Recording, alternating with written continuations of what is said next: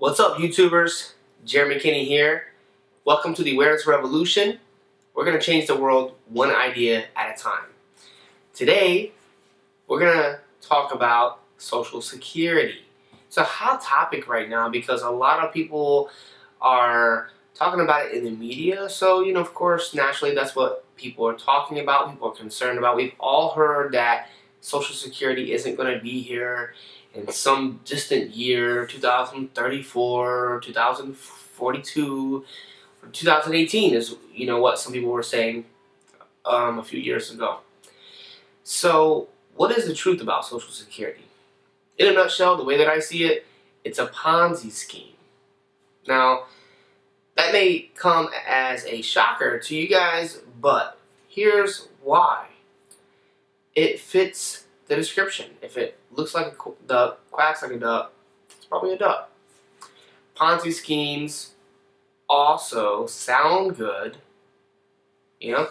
so that's how you get someone to fall for a Ponzi scheme. Is it's got to sound good. Yes, Social Security sounds good. Oh, we're gonna take care of the poor. Take care of people in their older days. Their later years in life. Sounds like a noble cause, right? But there's some inherent flaws in it. So of course the big one is that it's a Ponzi scheme. How do Ponzi schemes work?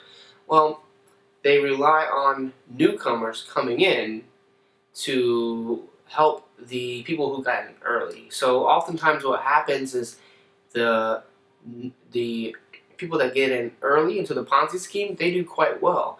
And that helps the Ponzi scheme because they can say, hey, look at this money that I made or whatever. And then that gets new people to come in. But to keep the Ponzi scheme going, you have to keep on getting more and more people coming in. Eventually it comes to an end, and it's usually really bad. And when it comes to an end, the people who got in late definitely don't fare out in the same way that the people that had got in early. This is exactly how Social Security is. And in fact, I would go as far as to say that it's a scam. It's a scam in many different ways. First of all, taxation is theft. If you don't believe that, well, I'll link to a post that I wrote. It's like 2,500 words. And I think it's a pretty good post. I'll link to that in the description below. If you're watching on YouTube, you'll see it. If you're watching somewhere else like Facebook, follow me on YouTube. And, just go to my website and type this stuff in. Go to theawarenessrevolution.com. Go in the search bar, type in taxation is theft. Boom. You can find it in a multitude of ways. But read that. And I think you'll see it's pretty clear that it is theft because anytime you're taking away someone's property away from them against their will, it's theft. So the problem with Social Security is it's theft. And yeah, it does some good, but so does theft. When someone steals something from someone, it benefits the person who's doing the stealing. So just because someone benefits from theft doesn't mean that it's a good thing. So what we need is an option to opt out. If we could choose that we don't want Social Security, then I wouldn't be against it. But when it's taken out of people's paychecks, whether they like it or not, whether they're going to actually even get any benefits from it or not, it creates some problems. Anytime you're forcing people to do things, it's a problem, because it's anti-freedom. How can you be sure that something is in a person's best interest if it's compulsory? If you mandate something and people are doing it against their will, what's to ensure that it's in their own best interest? Now, see, people naturally do things that's in their best interest. So that's why freedom is so important, because then people will decide what is for their own good. So of course the government wants everyone to think that people can't be left alone to take care of themselves. And that's how the government sells itself on the people. But the truth is we can, and as we become more prosperous and grow as a species and as a civilization, it becomes more and more feasible. And it's getting to the point where it's kind of silly to still look back and think that we need to give some group of strangers the power to rule over us. And I don't want to digress too much here, but the thing is about Social Security is that it's been bankrupt. It's been bankrupt for a long time. See, what's happened is in the beginning there was a lot of people putting money into it and not as many people benefiting from it. Not many people taking money from Social Security. So like any Ponzi scheme, that's going to work out great in the beginning.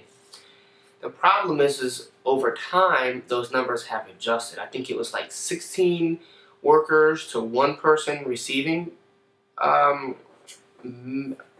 Social Security in the 50s, something like that. Let me know if that number's wrong. Let us know in the comments below. Over time, what's happened is it's become less and less. So now it's like 3 workers to every 1 beneficiary.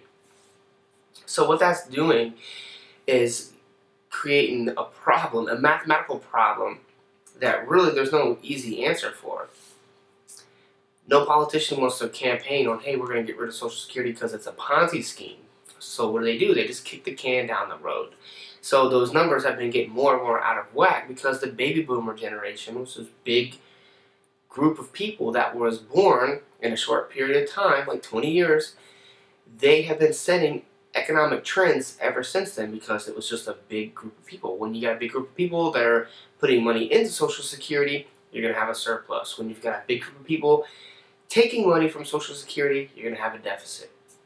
So this is what's been happening over the years, is the amount of people putting in Social Security has been decreasing compared to the amount of people that are receiving the Social Security. So that's a problem. Another big problem is that the government actually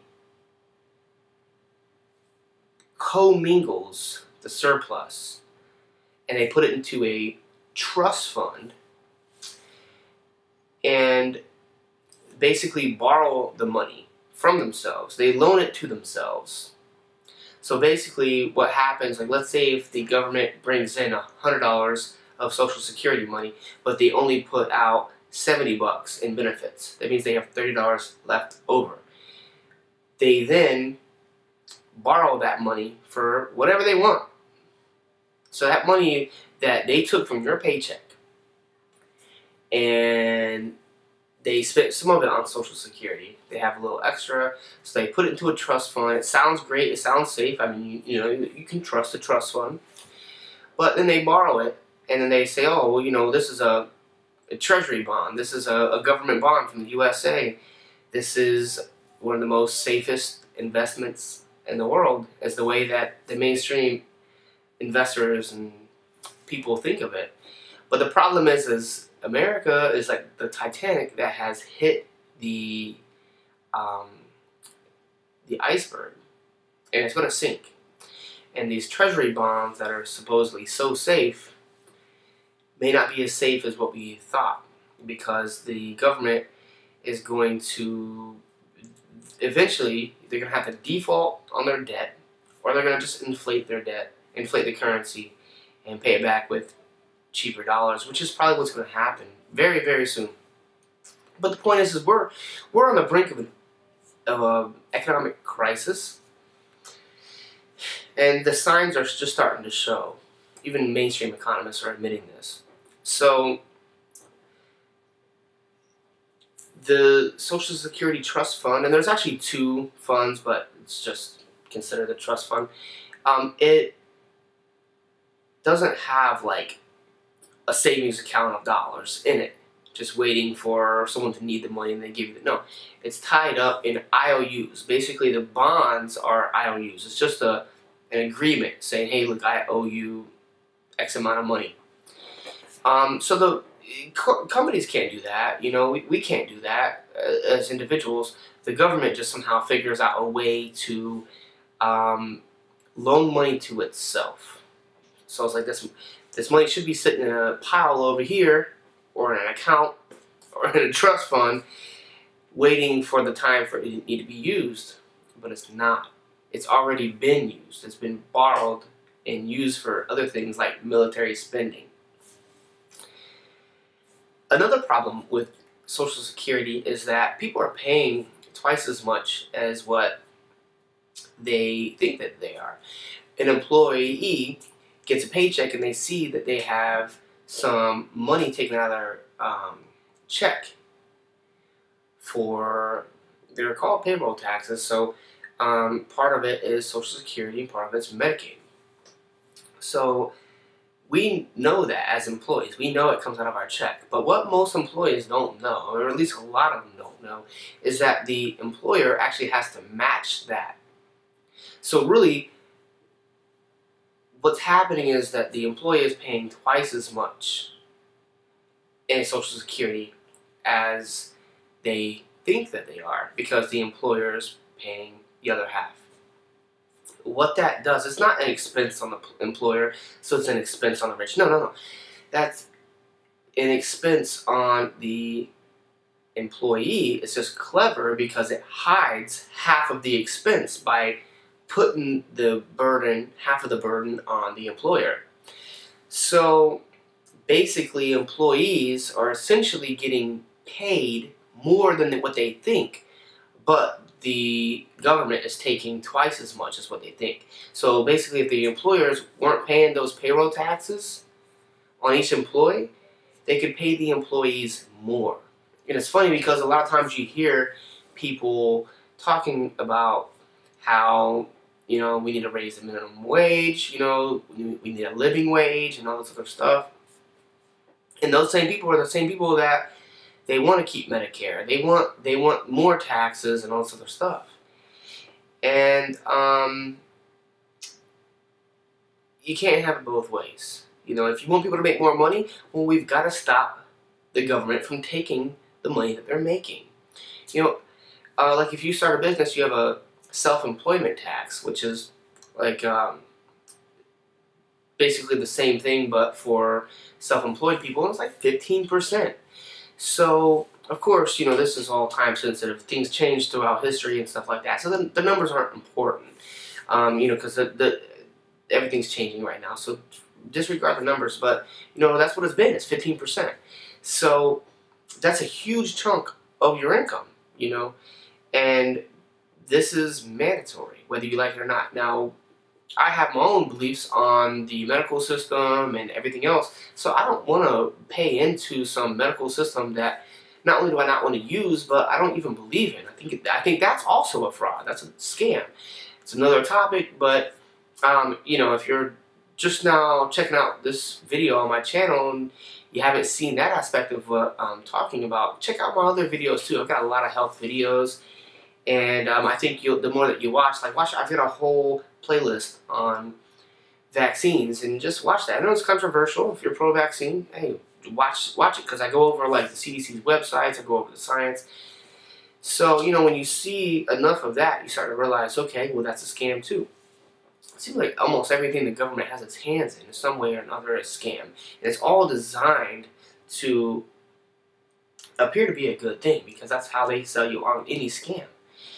So I hope this has been enlightening. I hope this shows you a little bit about why Social Security is such a problem. And, it is broke. We're in the negative. They've already had to raise taxes, raise these payroll taxes with the reform in like '83, I think it was. And to offset this ratio that I'm talking about earlier, about the people that are working and paying into Social Security versus the people that are receiving the Social Security. Since those numbers have been getting worse and worse with less people paying, they've had to raise the taxes to offset the cost. So a lot of times people will, oh, it's not broken, we can pay it, and all this other stuff. Well, that's if the numbers stay the same, and they're not. There is a growing number of people that are reaching, the baby boomers, that are reaching retirement age, that are going to want to pull that money out of Social Security. And there's just not as much young people entering the workforce. And I'm sure a lot of people are going to be watching these videos and they don't want to pay it. I don't want to pay a self-employment tax. I don't want to pay Social Security. I don't want to pay that. So, the starting point to getting to where we don't have to pay it is just conversations like this. We have to first have the desire to not want to pay it. And if you want to pay it, great. I mean, I don't mind if people want to pay it. But for the people that, like myself, that don't want to, I don't think that we should be obligated to. We should have the freedom to have the choice. So, if we're going to achieve it, first we've got to have the desire to achieve it, like anything else. So we have to wrap our head around it, and that's what this video is all about. So, hey, if that makes sense to you, you like what you hear, give me a thumbs up and check out my other videos, but also share this with other people so that way they can also, get an idea of what's going on with this Social Security, social insecurity. And let me know what you think in the comments below. If you got something to add, if something I missed, or whatever. If you like, dislike, disagree, agree, let us know in the comments below. And let's get this topic going, get the conversation going, and hopefully I'll see you around in another video.